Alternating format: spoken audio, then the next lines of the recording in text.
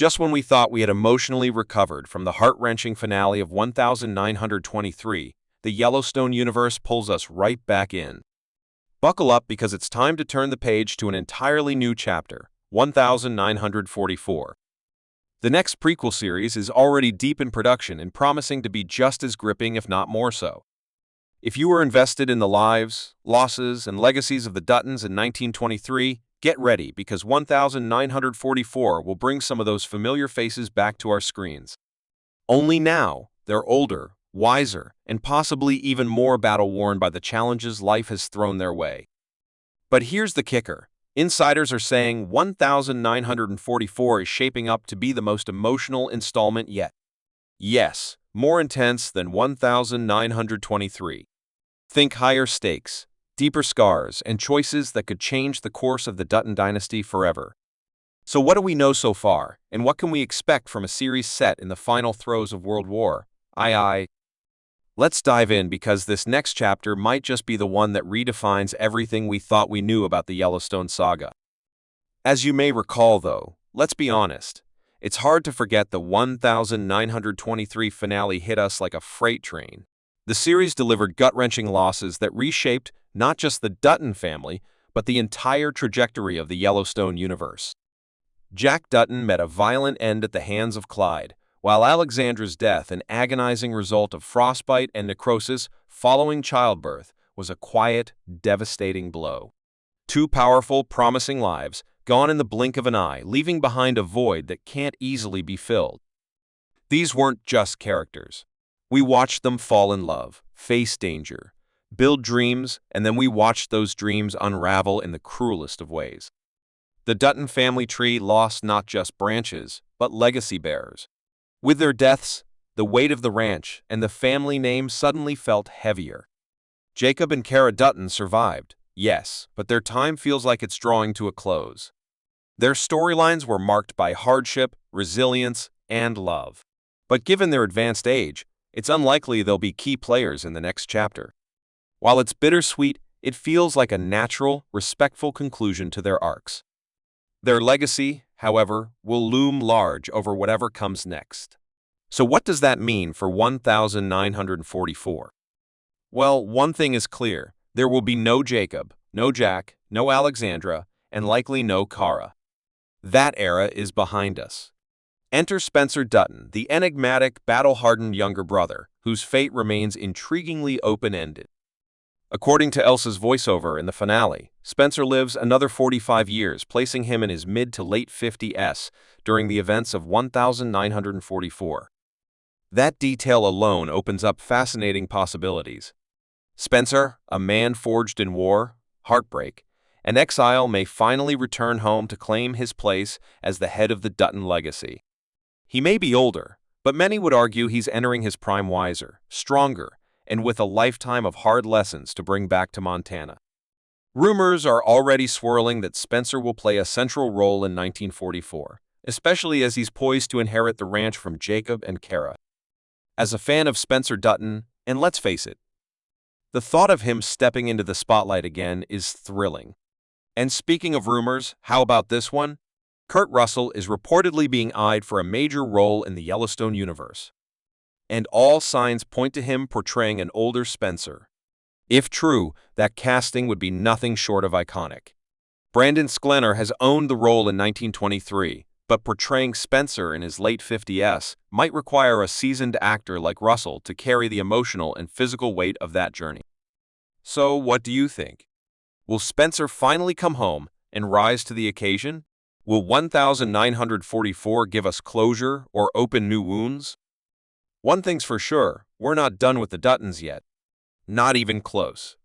As much as I'm mourning the loss of so many, the story is far from over. Many 1923 characters still linger in our hearts, and I'm holding on to the hope that Tiana Rainwater will have a significant role in 1944. Her journey in 1923 was incredibly tough, and by the end of the series, she finally found a bit of freedom but had no clear direction. There was mention of Mexico and California, and it seems likely she might head to Mexico. That would explain why Thomas Rainwater, in Yellowstone, originally believed he was of Mexican descent. Wherever Tiana ends up, one thing is certain, her story is far from over. To abandon her arc now would be a disservice to one of the most compelling and courageous characters introduced in 1923. She doesn't need to be geographically close to the Duttons to be narratively connected to them. In fact, throughout 1923, her path barely crossed with theirs, and yet her presence was unforgettable. Her journey was vital. So why not take a bold step and continue Tiana's path in 1944? Imagine her still in Mexico, surviving against all odds, possibly becoming a protector, a leader, or even a revolutionary figure among her people. Picture her journey northward, back to the American West, drawn by justice, revenge, or a search for peace. That path could eventually lead her to Montana and perhaps even to a spiritual or ancestral connection with Tiana Rainwater in the main Yellowstone timeline. Could Tiana be one of Rainwater's ancestors? It's not only plausible, it would be poetic. And let's not forget about Elizabeth Dutton, whose storyline ended with a quiet but powerful sense of uncertainty. Pregnant, widowed, and shattered by grief, she was last seen planning to return to Boston, trying to escape the brutality she witnessed on the ranch. But her story doesn't have to end in exile. She's carrying Jack's child, an unborn heir to the Dutton legacy. That child represents a fragile hope, a continuation of a lineage that was nearly snuffed out. Even if Elizabeth never returns to Montana, her son might. There's growing speculation that her child will eventually make his way back to Yellowstone Ranch, perhaps as a young man determined to claim his place in the family history. Some rumors suggest his return won't be peaceful, that conflict with Spencer's son could ignite a fierce rivalry. There are even whispers of betrayal and bloodshed, a cousin turned enemy, a power struggle that ends with one Dutton killing another to take control of the ranch. Dramatic? Absolutely. But completely in line with the legacy of heartbreak and power plays that define the Yellowstone saga. In that sense, Jack's bloodline may not just survive, it might dominate the future. His child could grow to be one of the most pivotal figures in the Dutton family tree, carrying the fire and determination of both his parents. What makes this even more exciting is the possibility of seeing the original 1923 cast return to these roles. Brandon Sklenar, who delivered a deeply nuanced portrayal of Spencer Dutton, has expressed strong interest in continuing the character's story. He's even suggested that 1944 could show an older Spencer taking on a mentorship role, possibly to his son, John, who was born during the finale. That passing of the torch would be incredibly powerful. As Sklenar himself said, "I think someone's got to teach that kid how to ride a horse and shoot a gun." It's not just a great line, it's a mission statement. It's Spencer stepping into the role of patriarch, protector, and teacher. Amina Neves and Michelle Randolph, who brought Tiana and Elizabeth to life with raw emotion and quiet strength, are also eager to return. Both actresses have publicly said they're open to aging up their characters to fit into the 1944 timeline.